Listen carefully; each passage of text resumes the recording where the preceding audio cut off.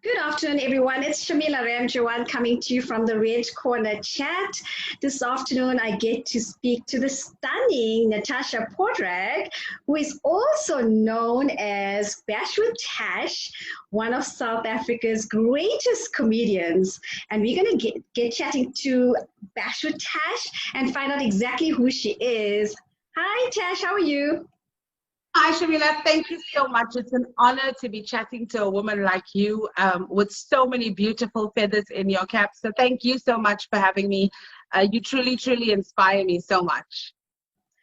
Well, thank you for coming on to the chat. We've been trying to get this chat going for ages now, and you've been so busy, and I want to know what's keeping you busy. But before we get to that, maybe you want to share your childhood a little bit. Who is Tash? Married to this awesome man that you always pick on. Well, I must inform them that guys, Shamila asked me in the beginning, where's your husband? And I did say that he's tucked away or packed in nicely, not to disturb me for the next few minutes. So my name is Natashia Munyan. Well, married now, so Munyan. I'm just a very simple, normal girl. I was born in Chatsworth. Love Chatsworth. My heart, home is where the heart is. So that will always be a part of me. I grew up there, so I only literally moved when I got married. I've been a very normal, simple girl. I think that's still how it is. I've had quite an interesting childhood. I've had to deal with many things in my childhood, the bullying, the weight gain, the issues and stuff. But overall, it's been really good. I have super supportive parents. In fact, I have very strict parents. So yeah, I didn't do anything magnificent in this life. As a matter of fact, I got a normal pass in matric. It was enough to get into university, which I didn't do at first. I wanted to, I was quite a rebel in my life, and my father has two major beliefs in this life, and that's a woman should be educated and have her independence. So being the rebel that I was like, no, I don't want to go to university. I think that you don't need a degree. And I worked in the call center for about 12 years. So I have sales and marketing of 12 years behind me. And then one day I realized that your father's words are always the best advice you could get. So I started studying at 27 and I completed my degree at 30.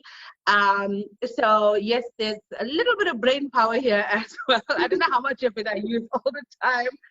And I was actually going to go back to Joburg at the end of 2016, and then a video went viral and a different path was created for me, which I'm absolutely loving. They say, love what you do and you'll never work a day in your life. This is what you see on the video is me through and through.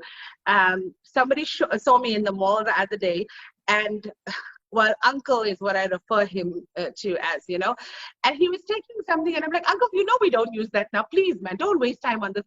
And the lady's like, I could sit here and watch you shopping because it's like what we see in the video, there's no difference, So that's basically me. My childhood was, I've had an issue with the relationships and like I said, being like this size is not enough for people's narrow thinking sometimes. So that was a bit of an issue that I dealt with in my life. But you use comedy to overcome all your sadness. So here I am. Well, comedy it is, and you're doing such a great job. I think you're a household name now, especially with the Indians. It's so interesting, Tash, because, when I watch you as well, every time I have a good giggle, and I like to watch you in the mornings because that is like the best time ever to start my day. And that is the honest truth, I'm not even kidding about that. But, this entire comedy that you went into, now that's become your career. And I know Yes. that you have a passion for it because I see you doing it with such passion and it's from the heart and you have so much of fun doing it as well.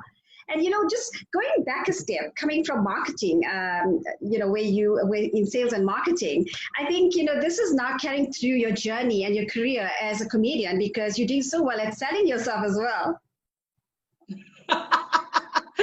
That sounds so classy. Shamila, I'm not a scripted comedian, so I've never written down anything.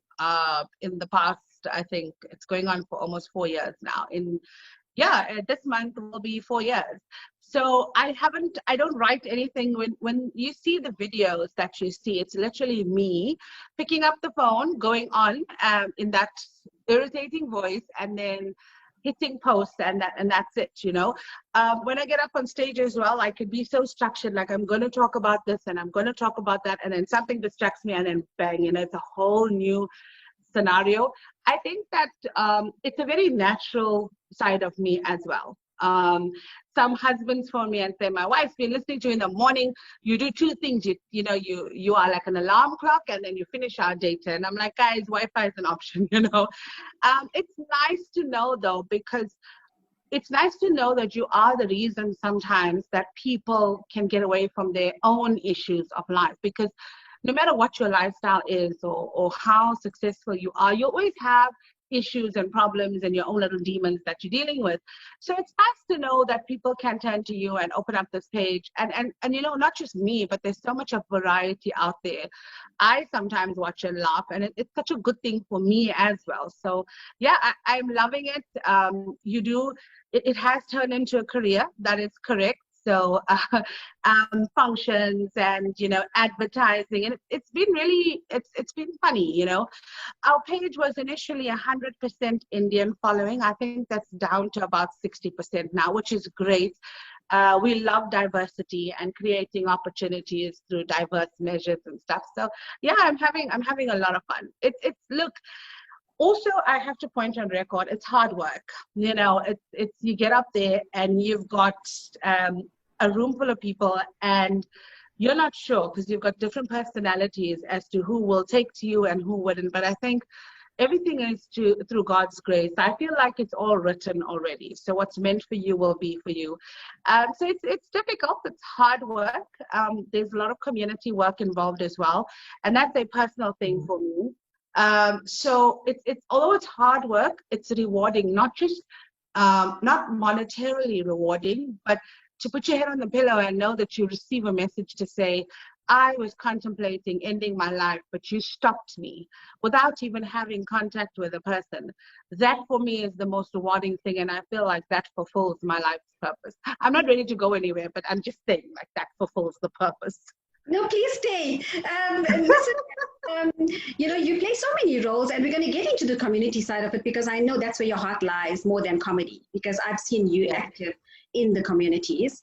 But just going back to the role that you play in your house, you know, I'd love to be a fly on the wall at some point, because I think there's just so much of humor in that house. But having your husband there, and I know you play so many different roles with different people doing advertising, etc. How do you juggle that at home? Yeah, maybe take us through that. Well, you know, now that you talk about home, my husband just reminded me this morning that we used to start off this relationship. I used to call him babe, and now it's like, uncle, come here, uncle, you know, help me. Like, it's you know what, I have to say that he is super supportive. He is part of the business. You know, many people question this, like, what does your husband do? Why is he with you all the time? And the thing is, I'd have it no other way. He is the backbone and the support structure of this business. He is that man that literally takes care of all, you know, they always say that you have a beautiful production out on stage, but it's behind the curtains that all the hard work's really done. And I feel like he's that behind the curtain kind of hard work guy. Very supportive. I mean, if I'm having a busy weekend, and I kid you not, and I'm not even ashamed to say it, because he'd like rub my leg and back, like even at 2 in the morning. There'll be times where it doesn't pay, and I'm not going to lie to you, but you know, just for extras, you know. But like, he's also not ashamed and cut out in this orthodox thinking that a man should be doing this or should. I mean, we're a team in this house. You know, if one of us needs to wash the dishes, there's no titles here. And we do it. If one of us needs to do the laundry, which, like me, I'll be honest with you, I don't do much work, because I'm like, you know, can't do anything syndrome is a big thing in this house, you know. But he gets it done. And he's also my biggest, like, you know, before any function or any show, you always have these nerves. And he's like, you got this. I know you got this. You're going to be perfect, you know. So you obviously hear it from other people, but you want to hear it from that person. And he does that, you know. He's always backstage. All the artists love him. So if he's not there, it's like, where's uncle? You know, they feel like almost a part's missing. So on that notation, at home, it's very real. I mean, he gets shouting, I get shouting. It's the usual. But I think we're a team and we work alongside each other. And I think that's very important because from the beginning, because he was working and I requested for him to leave his job and help me in the business because it was too much for me. And he was like, had this orthodox thinking of the man should earn his own salary and be sort of the breadwinner and stuff. And I said to him, that's absolute bull, that's not how we live. And I always laugh and I chuckle about this with my friends. It's like, we don't even have that I'm bringing the money or I'm bringing home the bread or the bacon or the whatever. It's like we bring it into this home and we eat it at the same table, done. There's no, I always tell my friends, I always have like not a cent on me. This man has the card. I don't, like who's, but it's because I still give him that sort of leadership role in this relationship. And there's never I'm doing this and you're not doing this. We've not had that moment yet. I don't know. 2020, there's the time for everything still. So I don't know. Yeah. Absolutely. And I think, the most important thing is that you're getting the support from him, and that's what you want. Yeah, I think, they talk about inner circles, and I think you'd know this, as you develop into a new phase in life, people will leave your circle and people will question it. And, when people question them, they'll find different derivatives of the story and understanding. But I feel like if you have, like, even if you're not in a relationship, but you have your kids or your go-to people, like your inside, I always call it the inner circle, the inside jokes or whatever. Those are the people that I think really, push you to get up. And I think on social media, people know this about him as well, because he's got his own little fan base that just loves him and they feel so sorry for him. Like they take the videos very seriously and they're like, phone us and he's like, please tell uncle to come fetch. I cooked for him. You don't worry, I cooked for him. And I'm like, no, we good. But I mean, we really do get so much of love. And he is typical old school, that typical Phoenix old school boy, he likes things done the old school way, even with religion and stuff. And I think he's come a long way because I put him in really awkward positions on social media. And I think he takes it with such a breeze and people, I think, love it, You're so lucky, I mean, he's awesome. I met him and you guys make such a fantastic couple. But Tash, being a comedian in a male-dominated world, how was it? What was the breakthrough that you felt? Being a female, you're now on stage and you've got to make this breakthrough because it's now your career. How did you manage to do that? And you do it, with such awe. So this is a sensitive one because, I mean, I'm that girl that says, if you feel that this is a male-dominated space, I'm not only going to invite myself in your space, but I will take over that space. And I encourage all women to do so. It's not about, it's a journey. It's not a competition. But I think the previously male-dominated spaces felt like we never had space in there.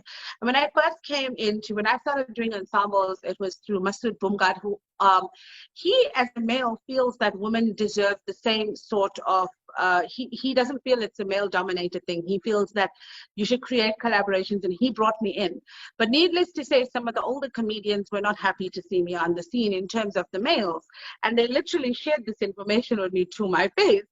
And in the beginning, I was like this very emotional individual, like, oh my God, I can't take this. And now I'm like, hello, I'm here. So if you're not comfortable, then you leave, We actually now work together with these comedians. And I'm glad they told me what they did in the beginning, because it pushed me to say, hold on. I'm going to not only do this, but I'm going to conquer it at the same time and show you. And it was a huge topic in a lot of conversations, because you'll find a full-on male comedy show, and then I would host it, And I used to make these jokes about it, like, guys, I bring you onto the stage. Don't forget, I'm a female, It is just a position of either hosting or headlining, but it felt so empowering, because what we felt we couldn't do in the past is no longer existing right now. So I don't see it no more as a male-dominated industry. I feel it like, I think the girls are in now, I love that. I love that, you stand your ground and you're a strong woman. And I think the competition as well just made you a lot stronger. Yeah, you see, I worked in a call center my whole life, so competition is important. The problem, I think, in the industry is that it becomes toxic and unhealthy. And I always used to say to them, guys, I'm not in a competition. I'm on a journey. I'm in my own journey. Like, I'm happy for everybody. But I'm also on, like, I feel what's written for you will be for you. And what's not and I find like people waste so much of time on jealousy and being so upset by what somebody else has achieved. But I mean, the determination, the hard work, the long hours, the blood, sweat, and tears, and it's written. So I feel like we can't stop what God has planned for you. I can't stop it. I get so excited for other comedians as well. I watch not just comedians, but people in the industry, like yourself, for example. You nominated for all of these beautiful awards. And it really makes me so encouraged because you're a female. Obviously, you're going against the odds of life because everyone has life to deal with. And I don't know what your history was in terms of your pain and what you went through, but I know there probably is a stream of that. But I need to be there and say, hey, this one, you're doing this, but you're carrying all of us with you. You're carrying female, you're carrying Indian female. Not that it matters because I don't move between races. I believe in diversities, but they like you are not just carrying that crown for yourself anymore because you're a public figure as well. So it's for everybody. It's where you grew up, and it's so.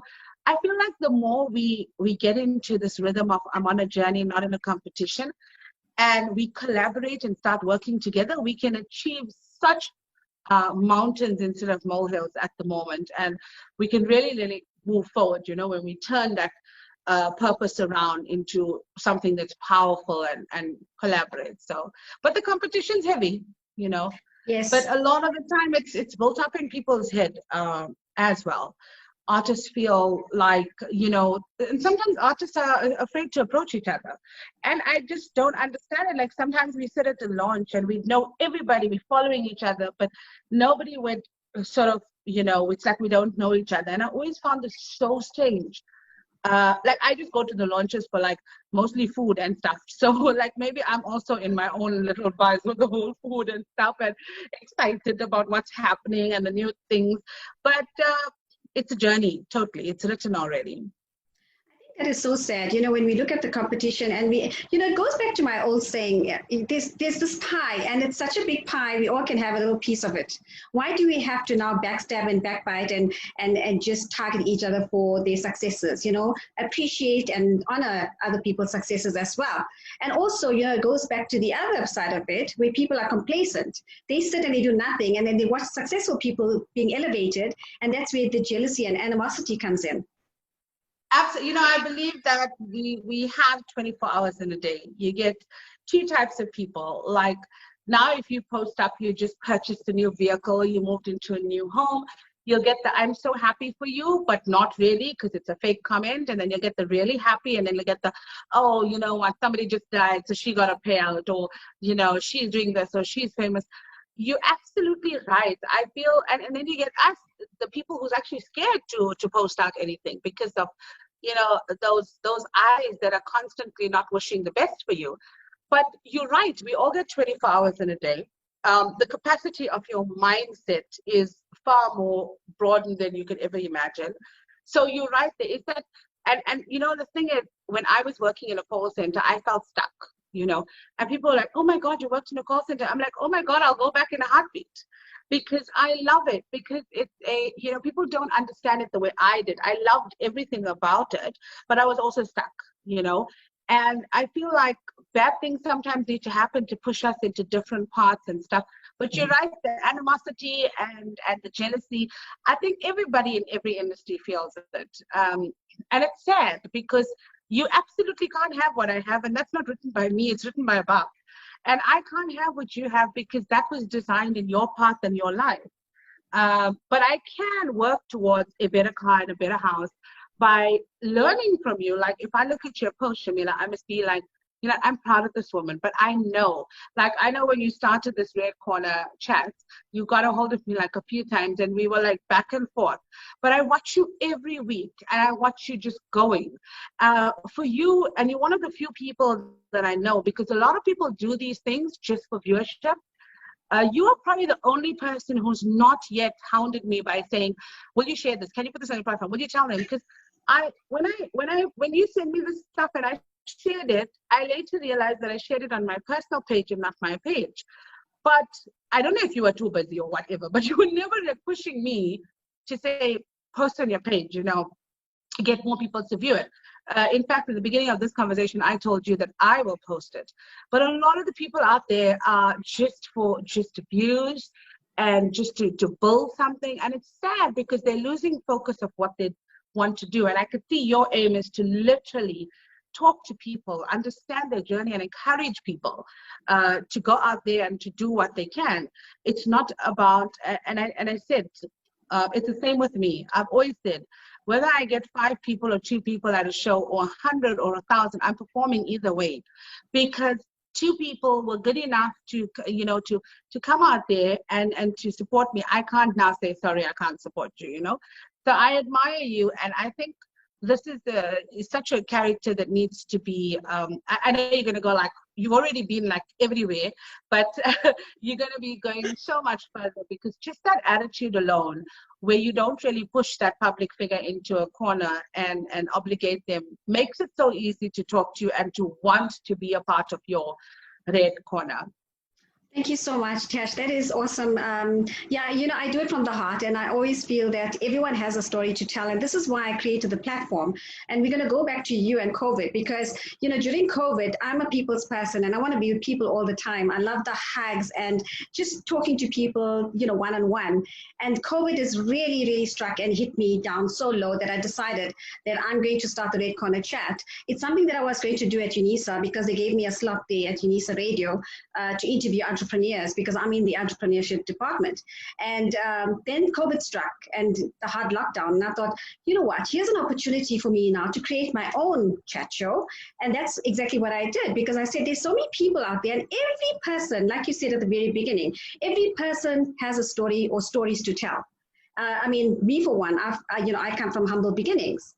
And I have a story, you have a story, and then we've had people with postpartum depression, rape victims, we had motivational speakers, we had life coaches. I've had such diverse people on the show from across the globe.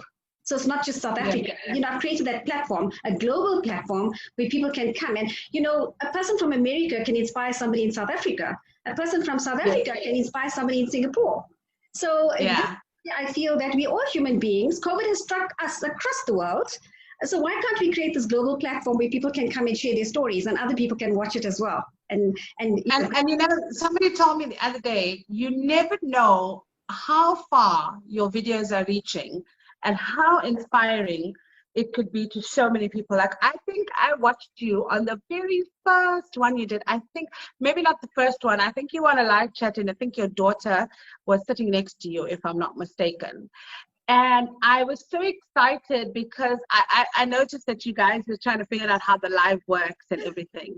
And I said to my husband, I said, you know what, this is going to be so massive, because at that time, because you didn't just switch off the camera and say that I can't do this, goodbye. And I know that you were still in campus as well this afternoon. You're very committed to it. And I must applaud you for this, because I think you're encouraging so many people. So thank you. And you're right, COVID was a very scary time.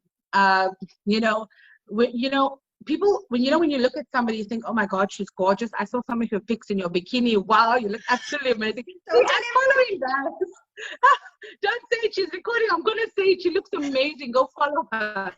I was so encouraged by it.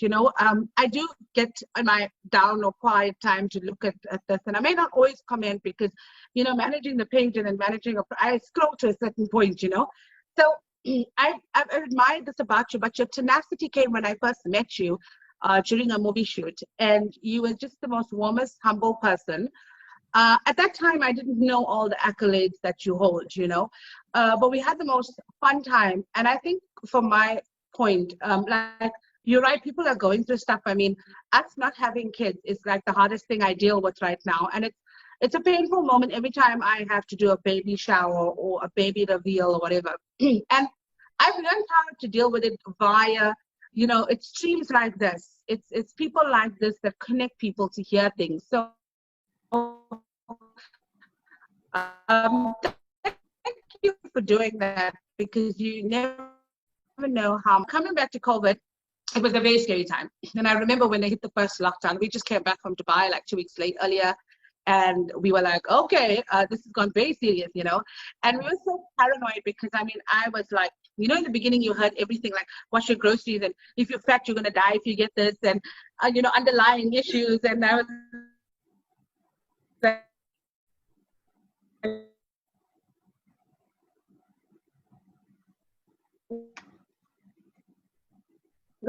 it was a scary time when we heard about the lockdown, and we knew we had to do something quick and fast to get out there and to do live streams. And we were all over the place because, I mean, we were getting cut up on live stream. We couldn't know how to do it live and to pull other artists in, but we did shows from day one. And, you know, the public donated to us. And, you know, people always, some people actually laughed at us and said, okay, so why are you asking the public for donations and what kind of drama is this? But, you know, our fans were so humbled that they supported us through the process. And we said, as comedians, we'll stick together in this time, you know, the ones who work together. And it was a really tough time. I remember saying to my husband, like, okay, what's our future?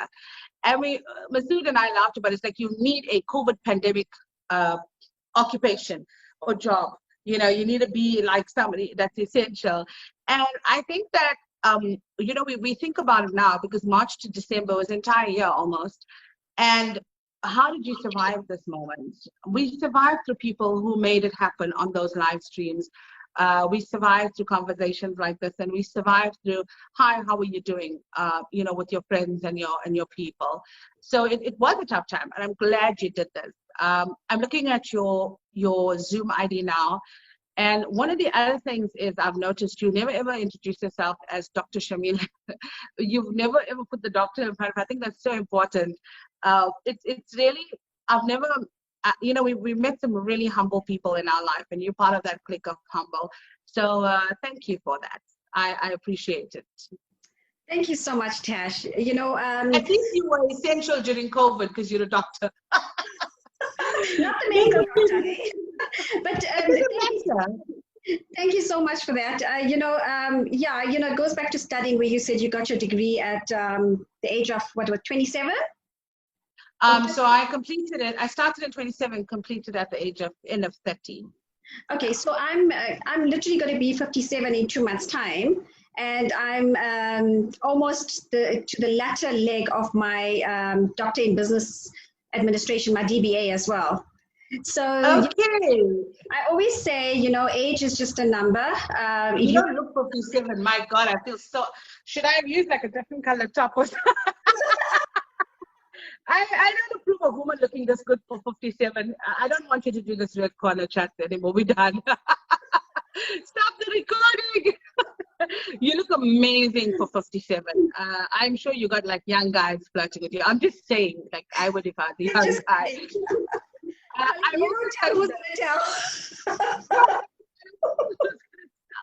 I also studied Bachelor of Business Administration. Currently have plans to do my honors now, but COVID took that away. My father always says, no way, that's an excuse. You know, you could have had all the time to study. But I really love when women are still conquering and studying and earning that, you know, independence step by step. So age is, my father says that you must live like it's your last day, but study like you live forever. And I think that's Mahatma Gandhi, but it's true to its testament, honestly. You look amazing though. Jeez, so angry I am. Thank you so much. I think it's just the hard work that's been keeping me going, and, you know, juggling tasks because I do so much. You know, 24 hours is not enough in one day for me. So there's just, I need more hours in the day. But I think, you know, at some point as well, and we're going to go back to that as well with you in terms of self-care, because I know you're also a PCOS warrior, and that's something close to my heart as well, you know, menstruation and stuff like that. But yes, I think, you know, just I keep saying I meditate, I pray, I exercise, you know, I do my walks and my runs, and then it's just work. You know, when I sink my head into those books, then it's just work. And then I love social media. You know, I think I love inspiring people.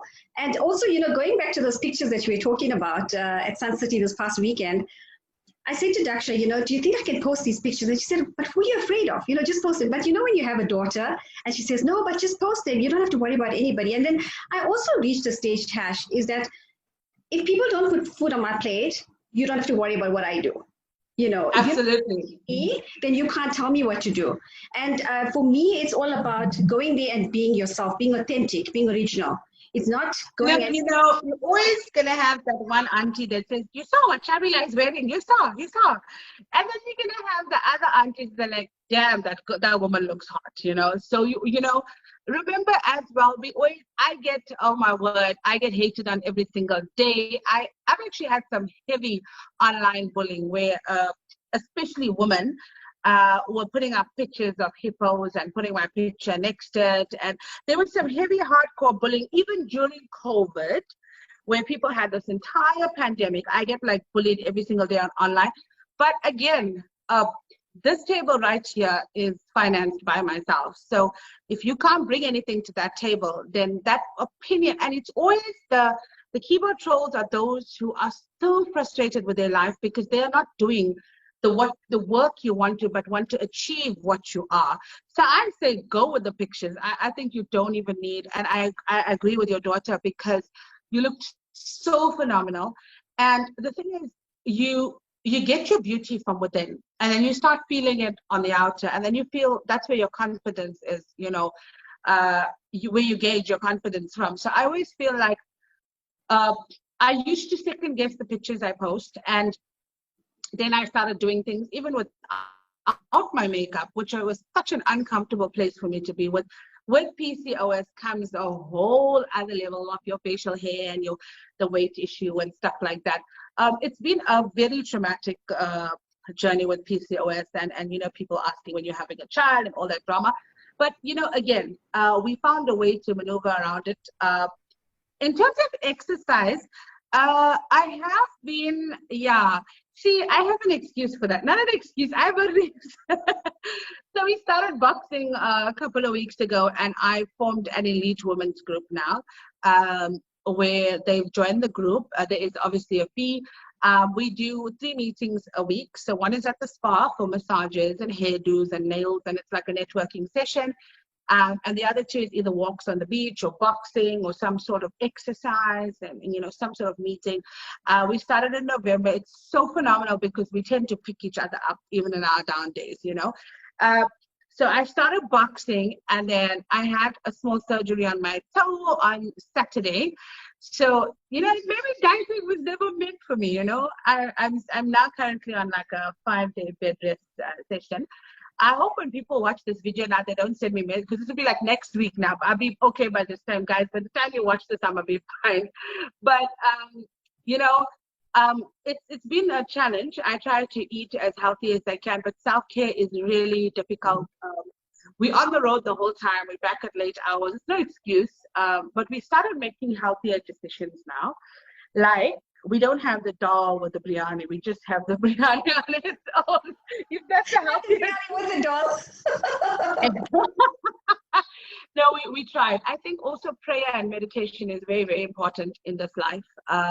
That keeps me grounded. I write. I have a vision board.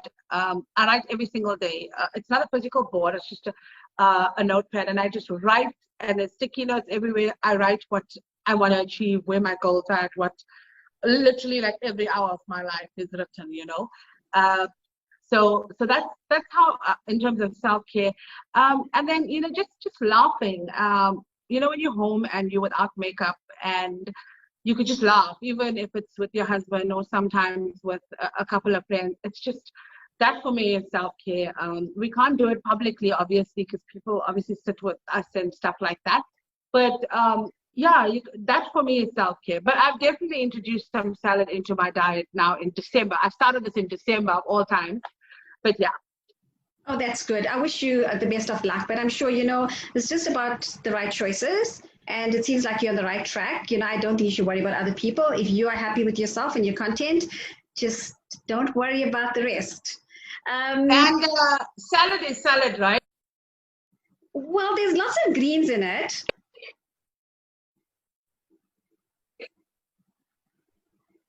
I didn't hear that, Tash. I said salad is salad, right? Even if it's potato salad, right? Yes, there you go. Guys, I mean, no, but yeah, we are trying to make healthier choices, and trying to live a better lifestyle. I don't drink any cold drinks now. That's a plus. I just drink water. But again, started very late in the year. But I think that as people, sometimes every decision you make can be at the last day of the year. But if you choose to make a positive impact in your life, totally. Yes, for sure. But I'm sure you're going to do well with that. Yes, I think the biggie, it's cold drinks and then it's bread and buns and rolls. Those were my favorites. And then chocolates because I love chocolates, and I still can't do without them. But I actually cut down a lot. I used to eat a lot of chocolates. I used to have chocolates almost every day. And it was bad for my skin and bad for my figure. So I cut that out quite a bit. But yeah, it's just the choices that you make. And, my kids love pasta and I don't like pasta. So, so we have to make different stuff. They cook different stuff for me when they make pasta. So yeah, we have to make those kind of decisions as well. But Tash, something that I know is very close to your heart, and that's your CSR, your corporate social investment strategies and initiatives that you're working on. So just take us through some of that because you've done some amazing stuff, in terms of women empowerment, community development, raising funds. I know the one, was it Women's Month, where you did the videos where you got a whole lot of 100 women to do videos, short clips? And you put all of it on your own. Just take us through some of the initiatives. So it was, COVID-19 was also like the charity work started way before. It started before the brand even started because we were always brought up in that manner. The hands that serve are holier than the lips that pray, something we believe in strongly. So when I became Basher Tash, it got easier to also be able to help more people. Now, this is I'm actually stammering around this because I have to just say it how I see it, right? A lot of people hate the fact that I post what I do, and I will keep posting. And I find this is very helpful. There's thousands of people who need help, and I can't financially help everybody. But being able to post this and creating awareness have helped us to gauge sponsors who are able to come on board, and we could help so much more. During COVID time, we magnified, we hit the magnitude on this like 360. I remember during the first times of COVID, because I am high risk, I didn't want to come out of the house at all. And we were approached to come out and have a look at this feeding one day. And I remember I asked this, it was the Phoenix Crisis Center, and I asked the Malana, are you guys wearing PPE? And he's like, yes. And they had these people dress me up in full PPE. But as I left my house that day, I said to my husband, I'm making an informed decision to continue my work in the community. And whatever's meant to be for me, and I'll pray about it and I will exercise precaution and safety. But I'm going to go out here and I'm going to do this at the risk of losing my own life, but I'm going to do it anyway. And he said to me, the risk is high. And I said to him, yes, but the need for food and children going to bed without food is worse than me being afraid of something, And so we had to exercise a lot of precaution, a lot. I have more sanitizer in my life than I've had anything at all, I promise you. I probably even took loans to buy sanitizers. I'm not even lying. If FNB asked me, what do you need a loan for? Sanitizer, what else? So, but, when we went out there, we knew we had to make an impactful difference with our partners and make sure that it's done. Shamila, it broke my heart to see how people are living. And I mean, I knew this was happening, but I didn't know to what extent, and how children came running for a plate of food, which absolutely broke my heart. So we used the platform to engage in high levels of philanthropy. We ourselves had put in, my husband and I know that when we applied for assistance in the community, I put out a number that I know I'll be able to do even if nobody comes on board, For Women's Month, we did 400 bags of hope. For Mandela Day, we did 1,000. So we continued with all of the things as though COVID it's there, it's absolutely there, we're taking precaution. But we looked to, and I think people were very giving in this time as well. We had amazing amount of sponsorships that helped this process through. it's a consistent thing. I get messages every single day like, you know, my dad needs some help or whatever. So we try our best. And I always say, even if I gave like 2 things, now we're doing a big Christmas function for a senior citizens home in December. I always say that it doesn't matter how much you do. Sometimes we just take a meal and we sit there and we talk to them. And that means the world. So I think my whole life, I think my greater purpose was to connect with people, to be able to help other people, you know. So that will continue. I just get so emotional talking about it, but yeah, that will continue forever. You're doing such an incredible job, because I think I contributed to your Christmas drive last year. Yes. You did something there. Yes, I was very involved during COVID as well, and I contributed to a lot of feeding schemes, because like you said, you know, kids and families can't go hungry to bed. And, you know, we feed ourselves and we waste so much of food. But we've now made a decision at home that whatever we eat for dinner, we're going to finish it the next day, because we're not wasting food. There's people out there that are starving. Exactly.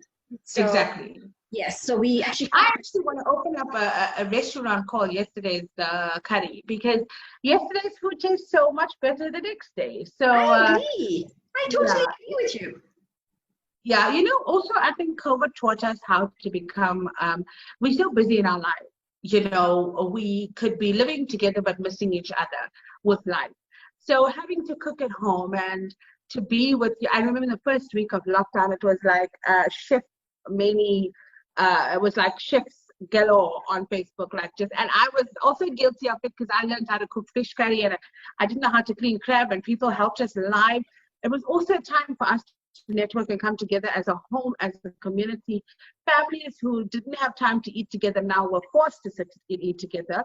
So I believe that whilst it is a very negative impact on the economy and we all suffered it, there was a very big positive that we mustn't fail to highlight as well. You obviously, not everybody could be with their family. Some people were apart from their family. Yes. But again, if you didn't live with your family, you couldn't see your mother and them, which is like me, and I still haven't properly visited them since COVID has, you know, since March.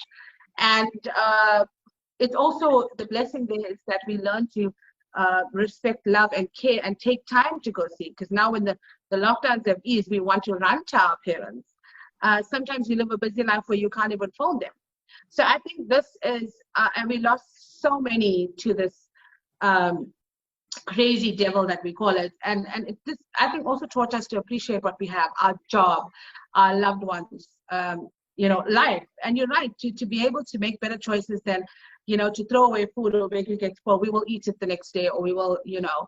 So what we also do is that we find if we cook too much, we bought these polystyrene things, these little containers, and once we've dished as well, we dish those ones first actually, and we give that off to whoever's either the guards in the building or somebody walking on. So that night, we know for a fact that it's, we'll eat it the next day because we love yesterday's food today. But yes, we know that it's not going to get spoiled or something. So that, I think people should always keep at least 20 polystyrene containers in their house, and just pack a takeaway for somebody, because somebody out there is like, oh my word, I wish I could eat this today. And you never know who's prayer answering. So I always believe in that as well. You know the joke about the Indians and the ice cream containers? When you open the freezer, instead of ice cream, you find food in it. But this is so true. This is so true. I think some got fancy now. They start buying these fancy containers. But I know, like in my mother's house, I'd still find like a dal and beans and stuff like that. Definitely. And my husband, I told you, he like hates to get rid of anything. So he'll be like, why are you doing this container? I'll wash this container. Even like the KFC mash and gravy containers are in my house. So I know that struggle. He says when the curry is a little bit, then we'll fill it in here. But we have containers for those, but no. But I appreciate the authenticity of people like that. No, but also it's recycling. You know, we want to save the environment as well. So that's good that he keeps those containers and you just reuse them. The problem is when you take out the curry, it never tastes like mash and gravy. That's the only issue we're having. Yes, true. So, Tash, do you want to end with the joke? Whoa, she got me off guard. Okay, let me just think of a joke. No. Jeez, was I supposed to tell? Okay. I can't talk about my husband's family. That'll be the biggest joke of 2020. I'm joking. I'm joking. Talk about your sister-in-law. Oh, you know what? I haven't spoken to. I'm so afraid because I've been enjoying the lockdown. Hey, if the president says go back to level 5, I'll be so excited. I'll be losing a lot of money, but I'll have peace because she can't come visit me. You know what I'm saying? So that's like this is my highlight of 2020. I do want to leave with a message though. I just want to say thank you for giving me the honor of your platform. A remarkable woman like you really speaks volumes when you share your flame with other women to shine. And I feel like you do this all of the time. It's not just with women, but you've allowed men into our spaces as well to show them that the playing ground is equal. So thank you, I will say Dr. Shamila. Thank you so just call much. me Shamila. Thank you so much for being a part of our lives, and even with you personally meeting you and stuff. It's been such an honor. You're doing such an amazing job, and I wish more women could spread the wings like you do. And thank you for encouraging us every day, whether it's an orange bikini or a crown. But you are inspiring us every single day, and I think you look phenomenal. If you didn't tell me your age today, I would have never known. But it changes nothing because your drive is absolutely phenomenal. I wish you everything of the best for the Red Corner up and beyond. And it's clear that people who come in, you have this ambiance, because without me being in your Red Corner physically, but being there via Zoom, you created this sense of calmity here. And I think this is your aura. And also the plant is really cute on the side of you. That's about it. No, not violence. Thank you so much for having me. Thank you so much for coming on board, with your busy schedule, trying to get you on the show as well. But, like I said, I don't want anything out of the show. I want people like you to come and shine and inspire others. And that's exactly what this is all about. So thank you so much for that. And I'm sure a lot of people are going to gain lots of inspiration from you today. But just very quickly, how can one get hold of you?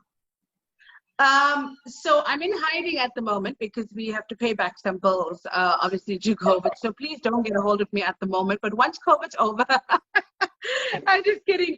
You can get a hold of me at, it's simple. It's at Bash with Tash. That's my website, my Instagram, my Facebook. So it's just Bash with Tash.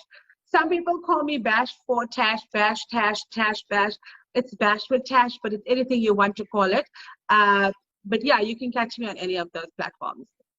So now that you're struggling to pay your bills, don't you want to actually share your bank details? Maybe people can deposit money. Yes, also, if you want my phone number, phone that call center. They have it. They dial me like 6 times a day. They need to calm down. So if you need my phone number, just phone one of the call centers. They have it right at the top. I swear to God, they wake up every morning and they're like, let's go. So that's been great to be with you, Shamila. Guys, remember, if you are phoning from a private number, I'll probably cut it. Send me a WhatsApp so I know it's legit, and then we'll take the call after that. We're not in hiding, though. I'm just kidding. You can catch me on Instagram, Facebook. Our details are all there. But thank you so much. Tash, it was such an honor and pleasure chatting to you, and we had so much of fun. This is just what you're all about, and just touching lives. But thank you so much, and I wish you everything of the best. Thank you so much. Thank you. Bye. Bye-bye.